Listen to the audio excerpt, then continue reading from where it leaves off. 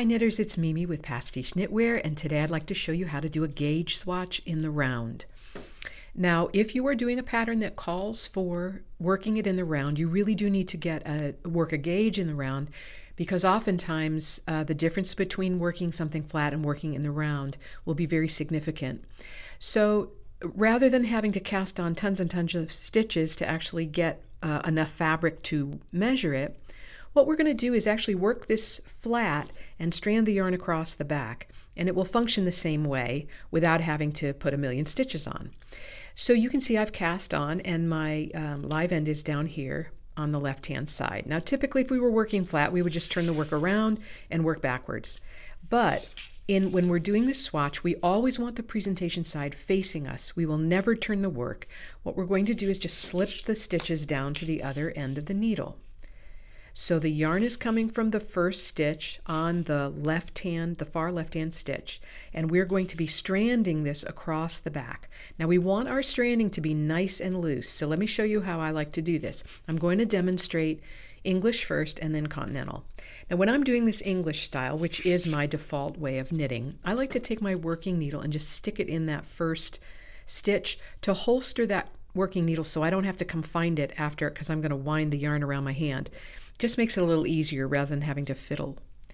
So I'm going to bring the yarn from underneath, going to wrap it around my bottom three fingers. They're kind of spread apart.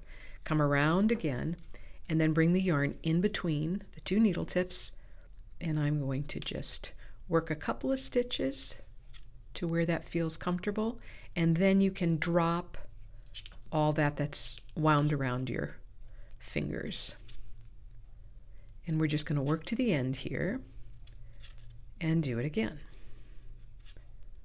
And we'll take a look at what we've got here.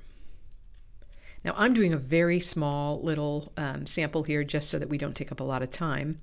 And you're going to see that my stranding here is uber long. On something like this I wouldn't need it long, but typically if I'm doing a swatch of say 26 or 28 stitches, I would need that much across. What we don't want is we don't want to just strand just enough, because what can happen is the stitches get squeezed and truncated, and then when you go to measure, your measurement will be inaccurate. So once again, we're here at the end. We're not going to turn the work. We're going to slide the stitches down to the other end. Let me show you how a recommended way of doing it for a continental knitter. So rather than, let me find my end here. Where am I? There I am. I think it's just easier to grab a length, say 7 or 8 inches, and then tension your yarn at that spot and just bring your hand up. Now I do tension, or I do continental with the yarn right over my index finger. Some of you have different ways of doing it, and you may need to find just the right way that feels comfortable to you.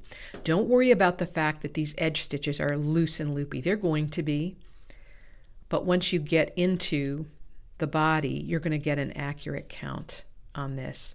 Usually I leave 3 border stitches on each end, so whatever my target is, I'm going to add on 6 extra stitches so that those loose stitches on the edge don't come into play. So there we are again. You can see already they're going to be loose like this. Don't let that bother you. You can see here though that my stranding was much shorter, but that's about what you want. You don't want it nice, you don't want it tight like this, so that you can spread those stitches out and get a really accurate count. So let's just do it again. Always keep the presentation side toward you. Slip the stitches down to the other side, and we're going to do it again. I'm going to show you again English. So when we're doing it English, go ahead and put that working needle right into the first stitch so you don't have to find it after you've wound the stitches around. Just bring the yarn in between the two needle tips. Don't worry about the fact that these first stitches are loose and loopy, and you'll just work this to the end. Now, I'm going to tell you too, this would be way too small a gauge swatch. I'm just doing this to save time, just to show you how you would be doing it. And of course, if you have some kind of texture pattern or lace pattern, you're going to be doing your swatch in that patterning. That's what you would want. But what I would recommend is whatever either the lace repeat or the texture repeat, always add 3 stitches on each end so that all this trashy stuff does not actually intrude into what you're trying to measure.